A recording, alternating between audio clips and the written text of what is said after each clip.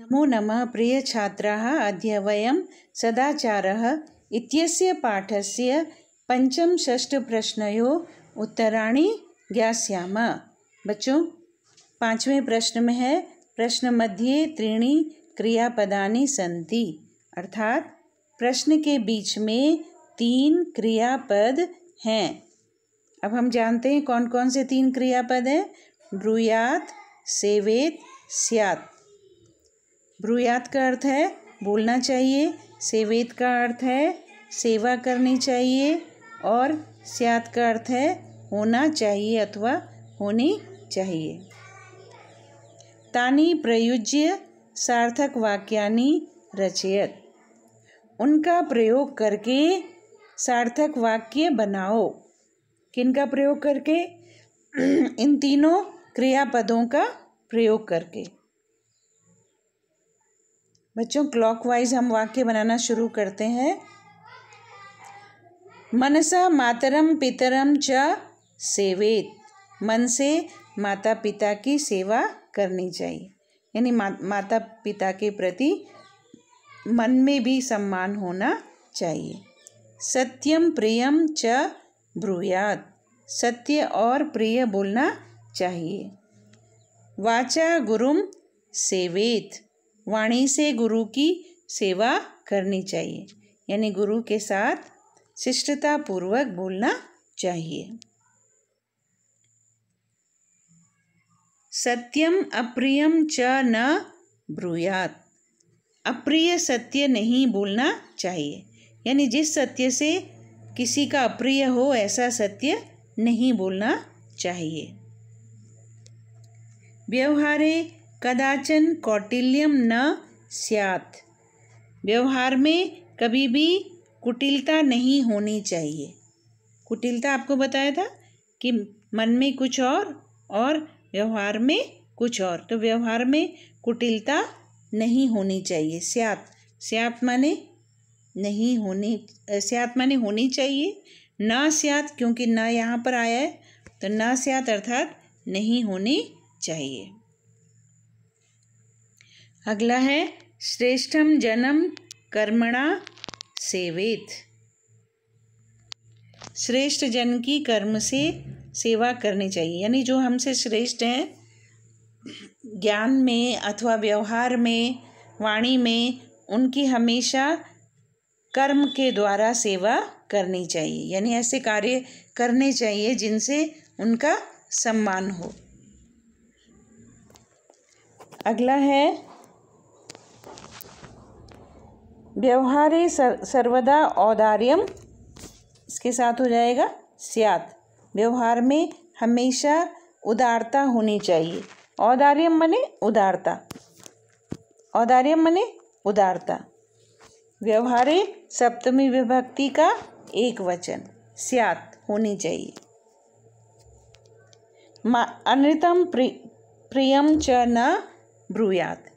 अनृतम माने झूठ, यानी प्रिय असत्य भी नहीं बोलना चाहिए।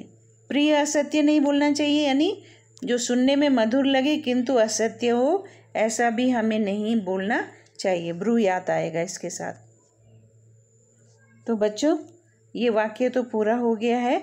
आप उत्तर पुस्तिका में ये चक्र भी बनाएंगे, प्रश्न में पूरा चक्र बनाएंगे। इसी तरह से आप लोग इसी तरह से इसे लिखेंगे और ड्रॉ करेंगे और उत्तर पुस्तिका में इस प्रकार से वाक्य भी बनाएंगे। सभी वाक्य बनाएंगे जितने इस चक्र के अंदर दिए गए हैं। बच्चों, अब छठा प्रश्न प्रारंभ करते हैं। मंजूषाता अव्यय पदानि चित्वा रिक्त स्थानानि पूरयत। मंजूषा से, यानी ये जो बॉक्स में अव्यय पदानि चित्वा, जो अव्यय पद दिए गए उनको चुनकर रिक्त स्थान पूरे करो। भक्तः, पहले अव्यय शब्द जान लेते हैं कौन कौन से दिए हुए हैं। तथा, न, कदाचन, सदा, च, अपि। तथा माने और, न नहीं, कदाचन कभी भी, सदा हमेशा, च माने और, अपि माने भी। ये सब अव्यय शब्द हैं।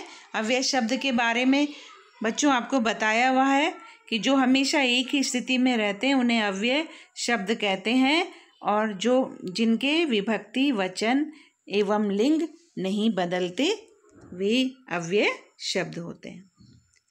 भक्तः ईश्वरम स्मरति, भक्त ईश्वर को याद करता है कब? सदा। तो यहाँ पर का के साथ आ जाएगा सदा। ख असत्यम वक्तव्यम, असत्यम न वक्तव्यम, असत्य नहीं बोलना चाहिए। ग प्रियम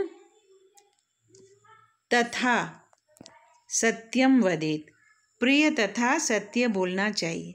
जो सत्य भी हो और सुनने में अच्छा भी लगे ऐसा हमें बोलना चाहिए। तो तथा मैंने और बताया था, प्रियम तथा सत्यम वदेत। तथा हमेशा बीच में ही आता है। लता मेधा च, अब ये च अंत में आएगा।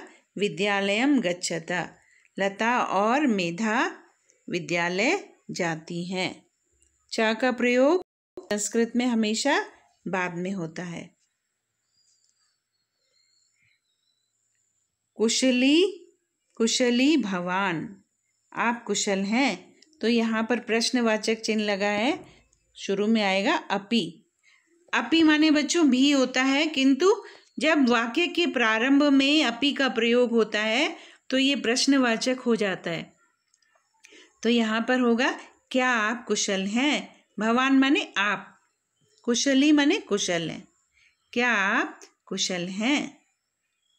महात्मा गांधी अहिंसाम न अत्यजत, महात्मा गांधी ने, यहाँ पर क्या आएगा कदाचन, कभी भी। अहिंसाम न अत्यजत, अहिंसा नहीं छोड़ी। बच्चों आज शिक्षण कार्य यहीं पर संपन्न होता है।